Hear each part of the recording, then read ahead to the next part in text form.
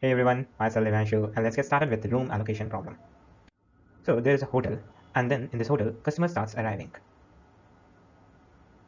So let's say n customers arrive, and then each customer tells their arrival and departure day, and then we need to allocate the rooms to the customer. But we should remember this condition that to allocate the same room, the departure day must be before the arrival day. We will see with the example later. So what is the minimum number of rooms that are needed to accommodate all customers? And also we need to display the room numbers, the allocation you have done. So let's study with the example. So here we have three customers, and then their arrival and departure day is given. So this is the arrival day, and this is the departure. So the answer to this problem is that we need to have three rooms, and the room numbers are, these are room numbers. So room number 3, room number 1, room number 2. So how the customers are arriving, we need to give them. So this first person gets the room number 3, this one gets room number 1, and this gets room number 2. So let's draw the timeline first. These are days 1, 2, 3, 4. So first customer arrives on day 4 and leaves on day 4. Then second customer arrives at day 1 and leaves at day 2. And the last one arrives at 2 and leaves at 4. So if you analyze this part, then you see that we need to see how the rooms are being distributed to the given customer. So let's look. So this customer arrives at day 1 and leaves at day 2. So we allocate room number 1. Then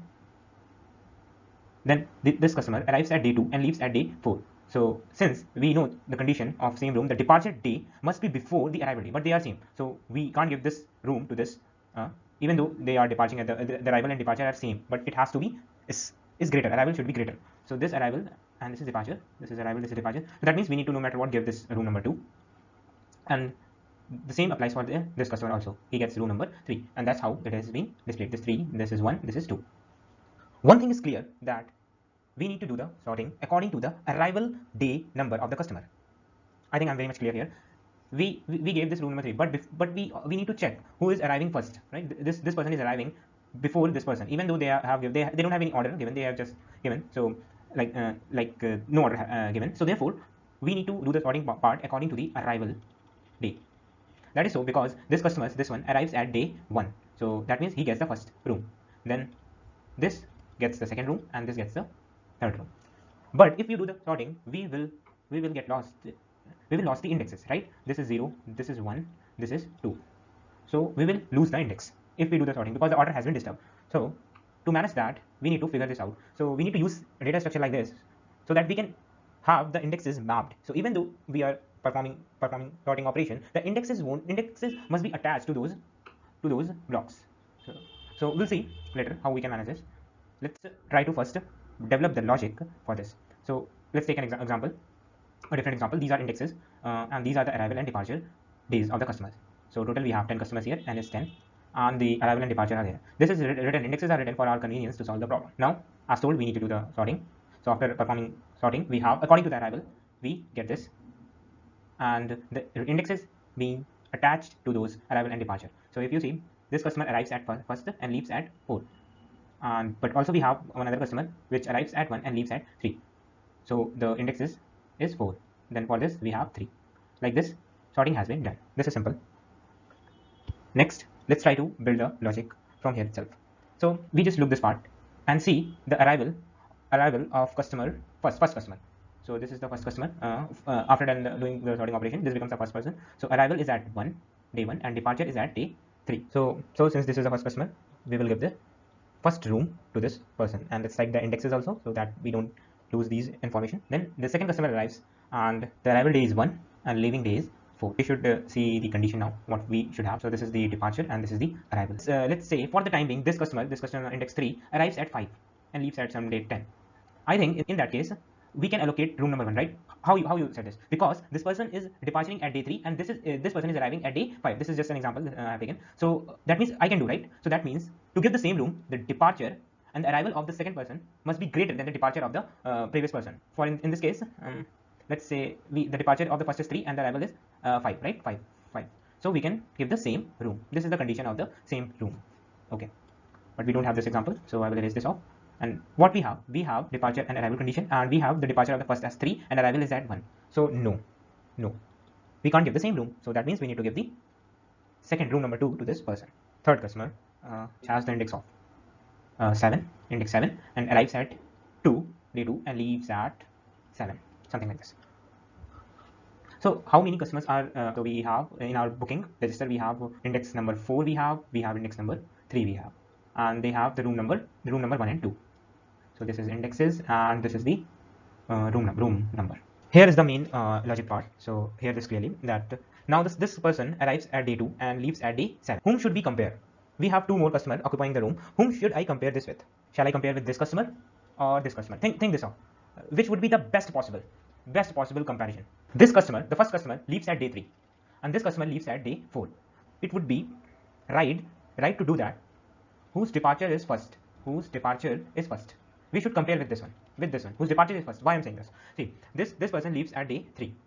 That means this person is going to empty the room before this person, right? So that means we should compare with that person whose departure is first, who is emptying the room first, so that we may book the slot for the other customer. So this is the key point, whose departure is first. So I will compare this with whose departure is first. We have 3.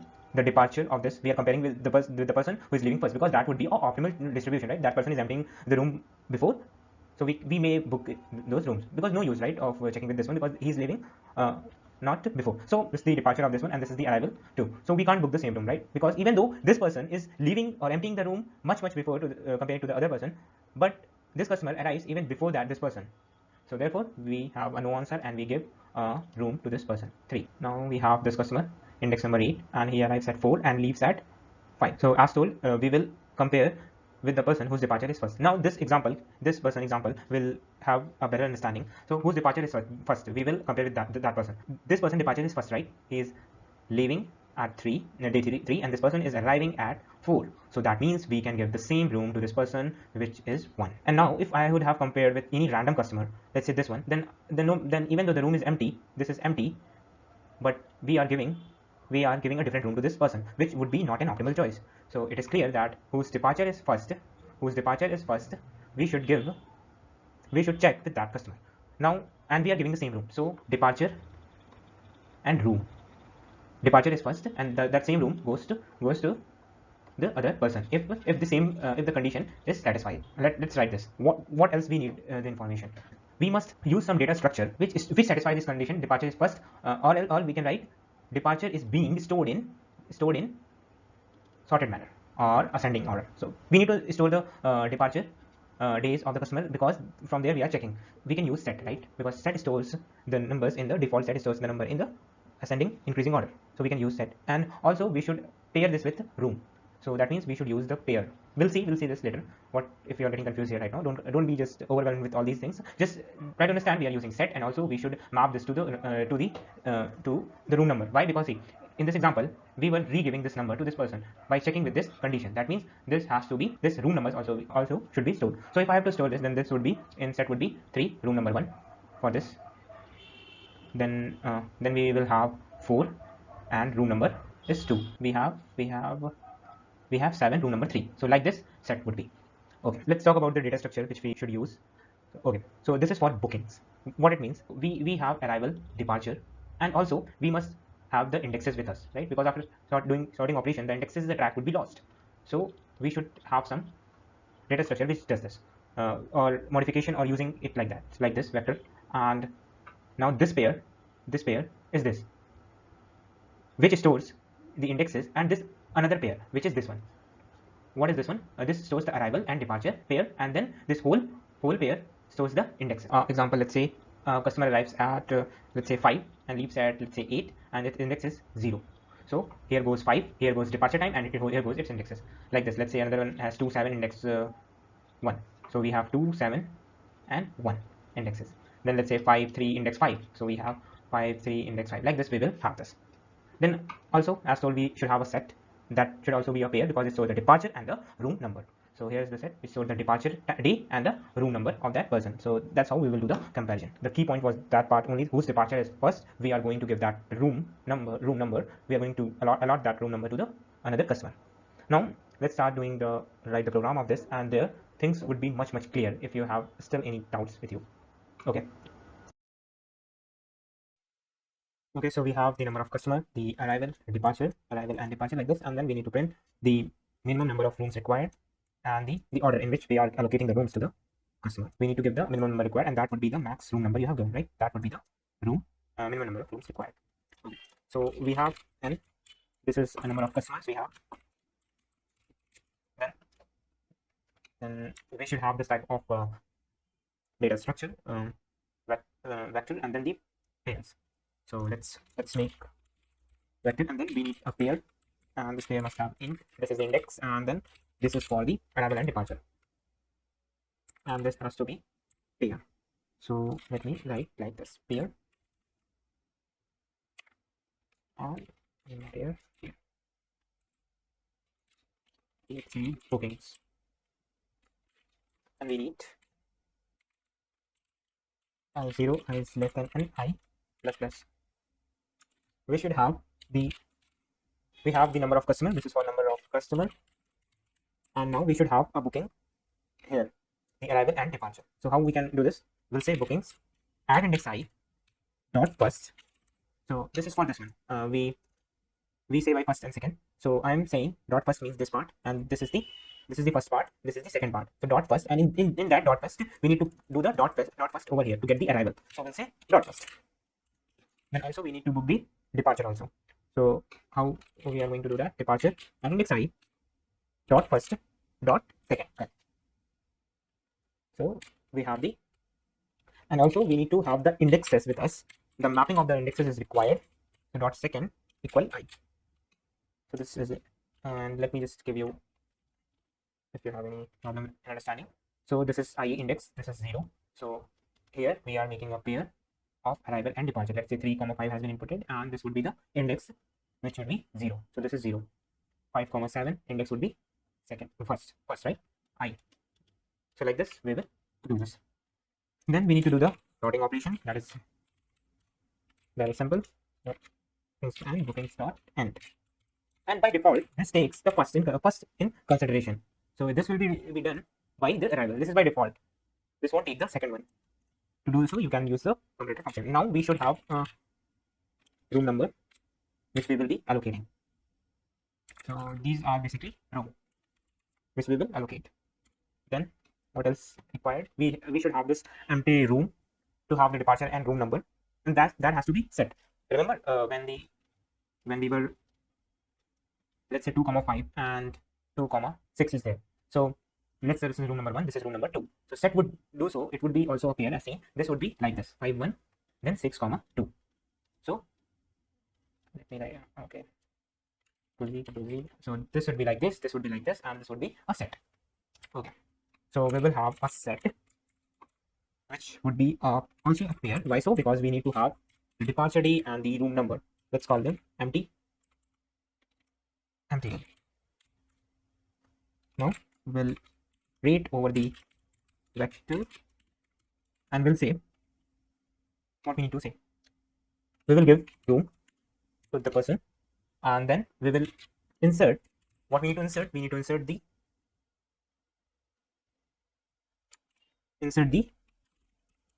bookings I dot first dot second. What I'm writing is, I'm basically writing the departure day and the room. So the departure day and the room has been inserted, and now we should have an array to store the answer of this. So let me give an example. So let's say you have this, and let's say you have 3, 5, and the index is 0. So what is this? This person gets room number 1, and in the set you have this 5, and room has been inserted. But you need to have an array to store the answer. Store the answer of this room number has to be stored in the answer. So let's create a vector of int, and that will be booked. So this is booked, and we will insert this in the room will be room. And at which index we should do this? We will do bookings I dot second. So what is this line? This line is basically so you have a vector, and let's say, and this is the other one, the booked one. So let's say we are referring to the 0 and we have 3 comma 5 and the room we have this is the index 0. So I will say in this booked array, this empty room set will be inserted by 5 comma room number 1. So this room number 1 should go 0 1 2 3 4 5 bookings I dot second. That means we'll refer this index 0 and room number 1 will be allotted.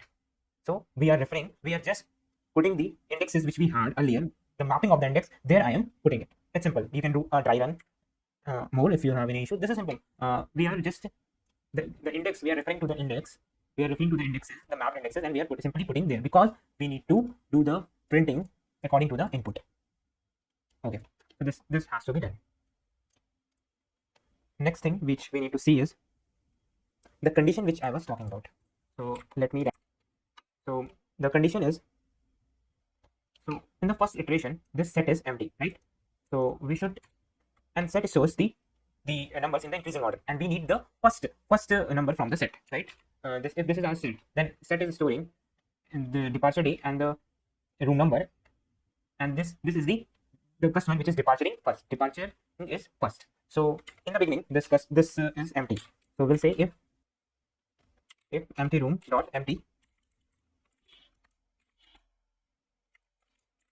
then do this, else we need to do this. What else we need to do? We need to now check basically if we can give the old room to the person, right? So that would be in the beginning only.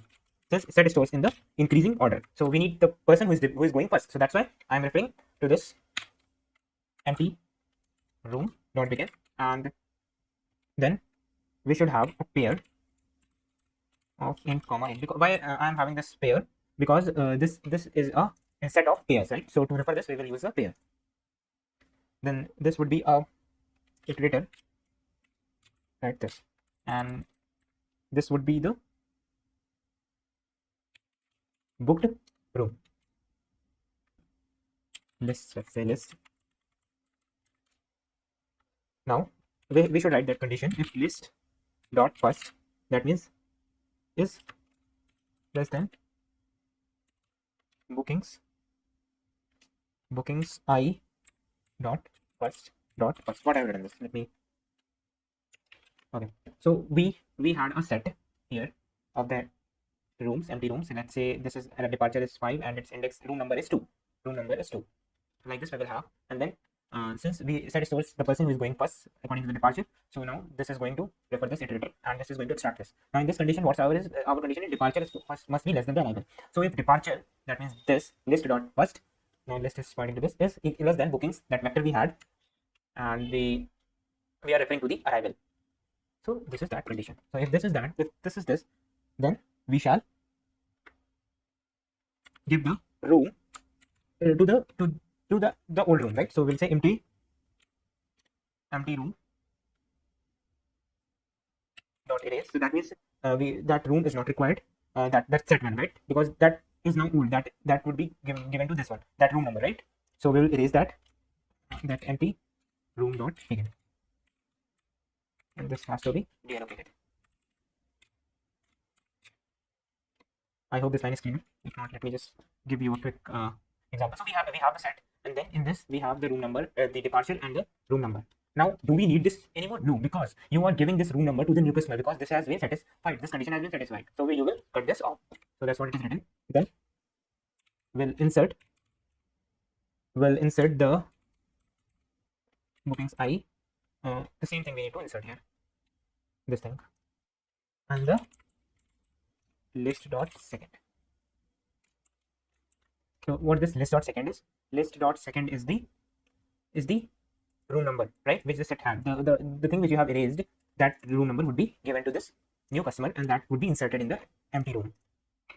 And then we will store our answer in the answer array booked. So this would be the list dot second. Okay. So this is basically storing the if this condition is satisfied, you erase, you insert the new booking, and then you also insert the that room number also.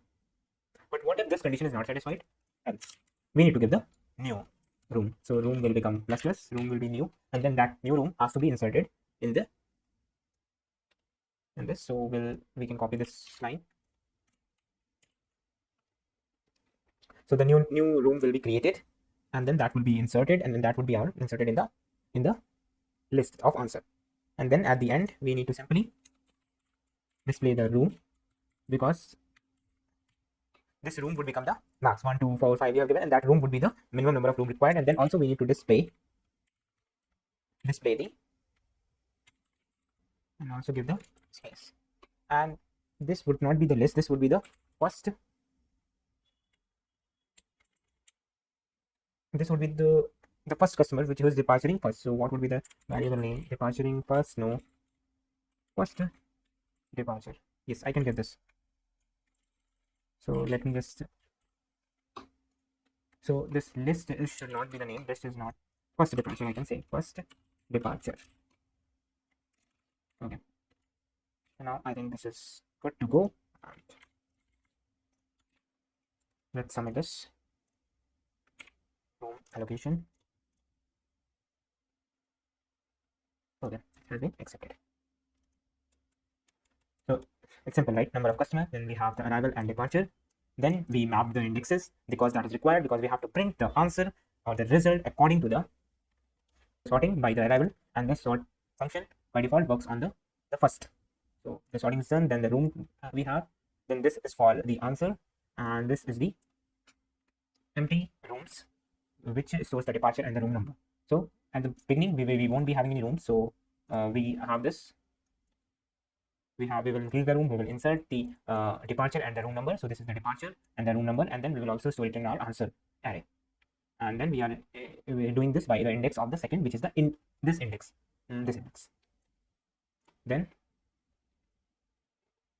we have this we will, if it is not empty, then we will take out the first room beginning, and that then this is for having that pair empty room, the departure and the room number. And with that condition, if departure is less than arrival, if that satisfies this, then you should erase this one, and you should erase and you should insert the new booking which we have for this customer, and then you store the answer. Instead of this, we can also say IP, because this is the same thing. And then you store the room number also. So the same room number is given. First departure dot second says it has the room number in it. Then if this condition doesn't satisfy, that means you need to give the new room, insert that new room, and put it in your answer array. And then finally you print this. Okay.